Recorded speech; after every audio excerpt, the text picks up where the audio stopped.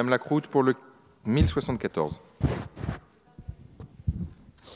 Oui, Monsieur le Président, merci. Monsieur le Ministre, Madame de Montchalin, je voulais vous remercier tout particulièrement d'avoir déposé cet amendement, puisqu'effectivement, vous avez rappelé cet engagement qui avait été signé, un engagement qui a été difficile à signer, à négocier entre la présidente de la région et l'État, puisque je rappelle qu'effectivement, avec les décisions, la décision de Jean-Paul Huchon de mettre en place le tarif unique Pass Navigo, nous étions dans une impasse financière, puisqu'effectivement, il manquait plusieurs centaines de millions d'euros pour financer cette mesure. Et donc, un protocole a été signé entre l'État et la présidente de région pour pouvoir assurer ce financement. Et pour pouvoir assurer ce financement, effectivement, il faut que le versement transport soit réévalué, et notamment dans les départements de Petite Couronne.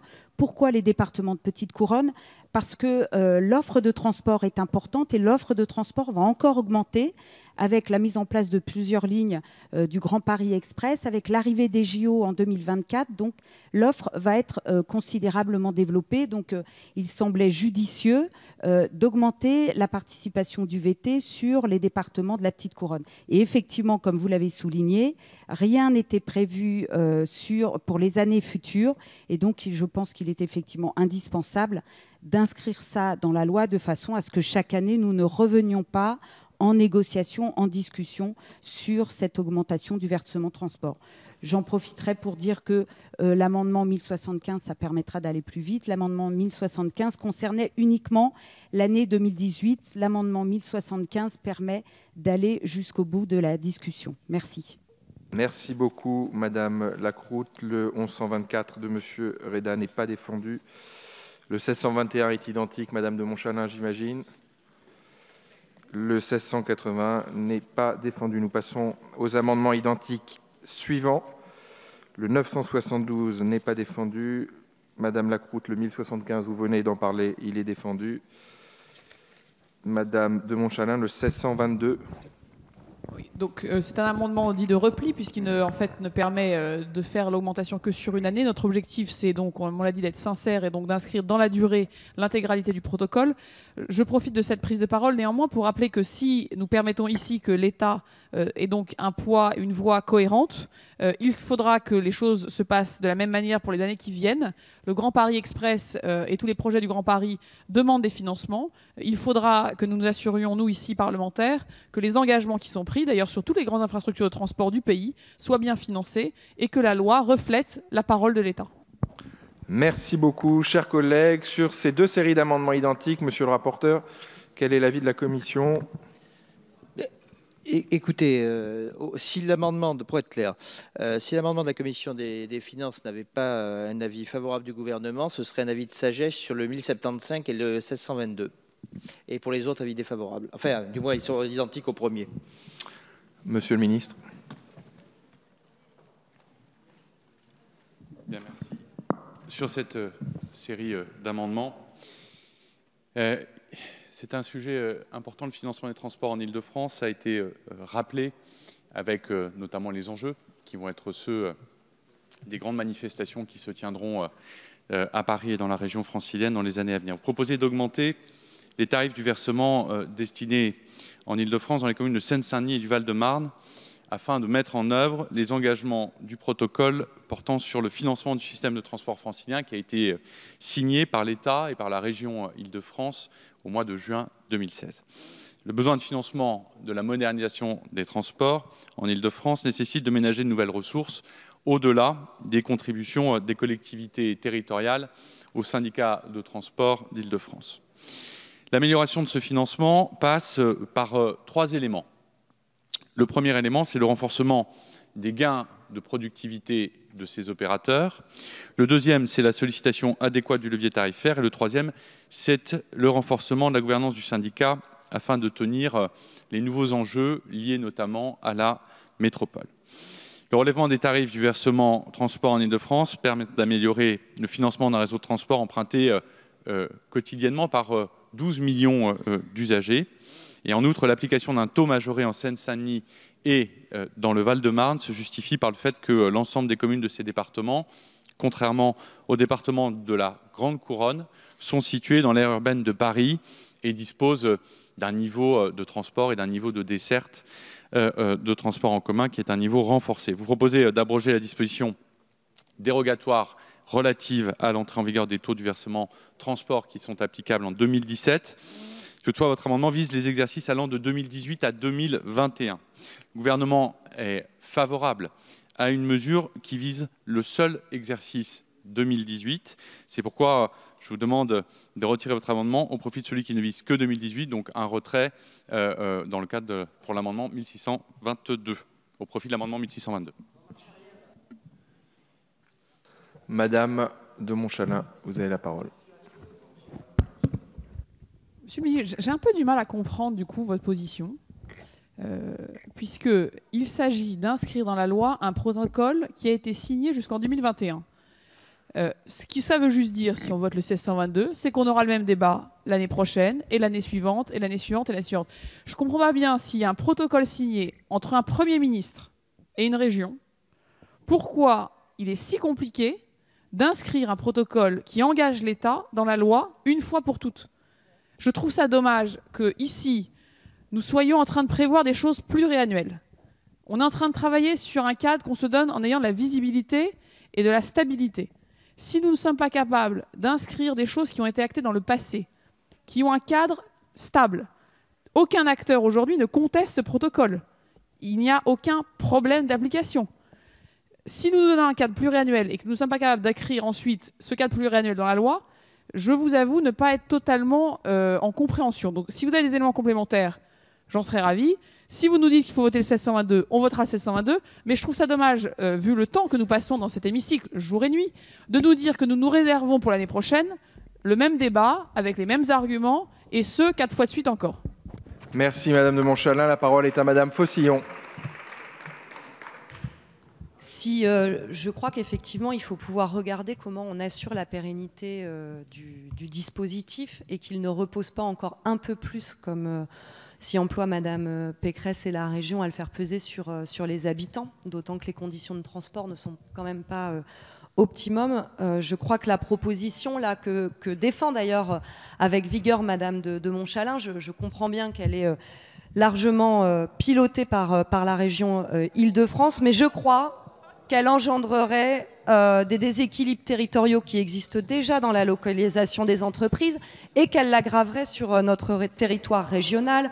Pour rappel, la Seine-Saint-Denis et le Val-de-Marne concentrent 9 millions de mètres carrés de bureaux, les Hauts-de-Seine et Paris 30 millions de mètres carrés. Dans les Hauts-de-Seine, elles sont largement localisées à Issy-les-Moulineaux et à Puteaux, par exemple. Et je crois qu'il nous faut remédier à la fois à ce déséquilibre économique, mais aussi à ce qui génère aujourd'hui une aggravation de la pollution et de la congestion des transports. Donc nous avions une proposition de nouvelle tranche qui, je crois, permettait à la fois d'assurer cette pérennité et de lutter contre la pollution. Je vous remercie. Merci Madame Faucillon. La parole est à Madame Lacroute. Oui, Monsieur le Président, merci. Monsieur le Ministre, alors honnêtement, moi non plus, je ne comprends pas pourquoi cette solution d'arbitrer uniquement 2018. Si vous avez des arguments précis et convaincants, je veux bien les entendre.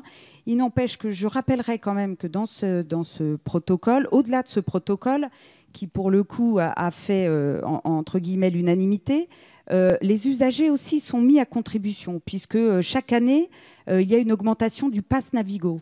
Donc là, on se retrouve dans une situation, pour le coup, qui est relativement équilibrée, où les entreprises, les usagers, l'État sont main dans la main, je dirais, si on peut le dire comme ça, pour favoriser et développer les transports en Île-de-France.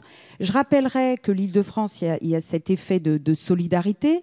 Moi, j'habite au fin fond de l'Île-de-France. Nous payons la taxe sur le Grand Paris alors que nous n'allons pas en profiter. Et là, pour une fois qu'on a l'occasion d'avoir un accord qui permettra dans la durée de financer le développement des transports en Île-de-France, alors que même la Grande Couronne ne va pas en bénéficier, vous mettez un arrêt à une situation et un accord qui a été trouvé. Sincèrement, pour une fois, je ne comprends pas et je me demande à quoi on sert ce matin, alors que ça fait déjà plusieurs nuits que nous sommes dans l'hémicycle. Merci Madame Lacroute. La parole est à Monsieur Géretti.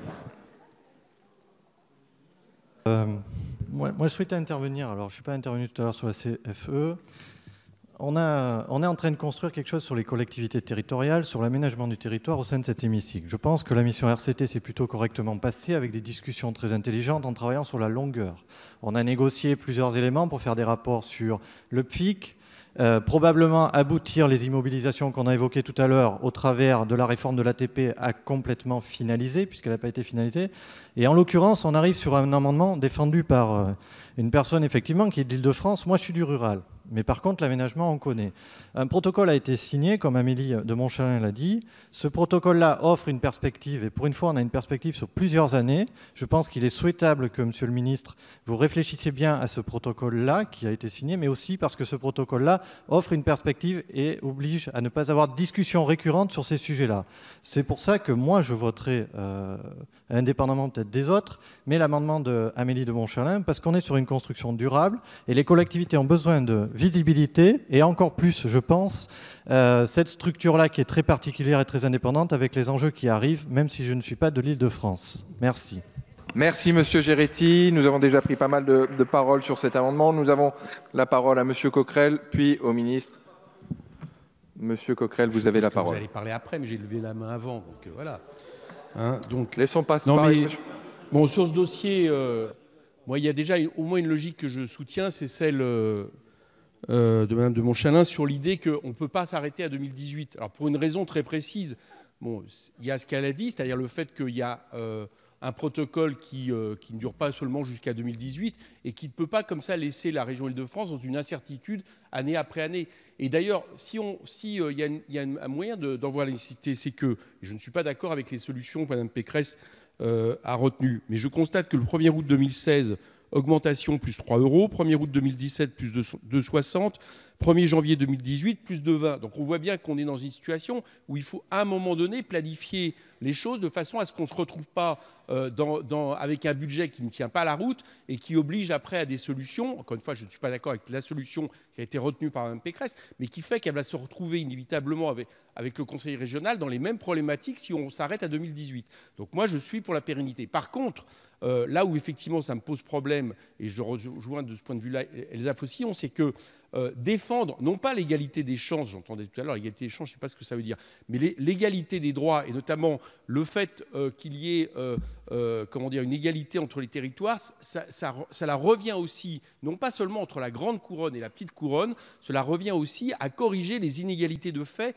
entre des départements de la petite couronne. Et le fait d'uniformiser cette augmentation pour tous les départements, vous ne ferez que concentrer toujours plus les nombres d'entreprises sur Paris et sur les Hauts-de-Seine. Donc ça, effectivement, par contre, cette partie-là me pose problème sur les éléments qui sont proposés. Mais bien sûr, sinon, il faut aller jusqu'en 2022, je suis d'accord avec vous. Merci beaucoup, Monsieur Coquerel. Monsieur le ministre, vous souhaitiez ajouter un mot? Bien, merci, Monsieur le Président. Vous le savez, on l'a dit, les enjeux de transport en Île-de-France sont évolutifs, ils sont nombreux, ces enjeux.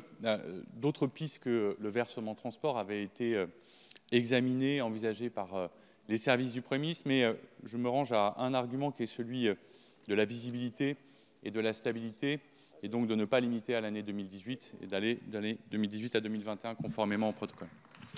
Merci, Monsieur le ministre. Madame de Montchalin, vous souhaitez intervenir?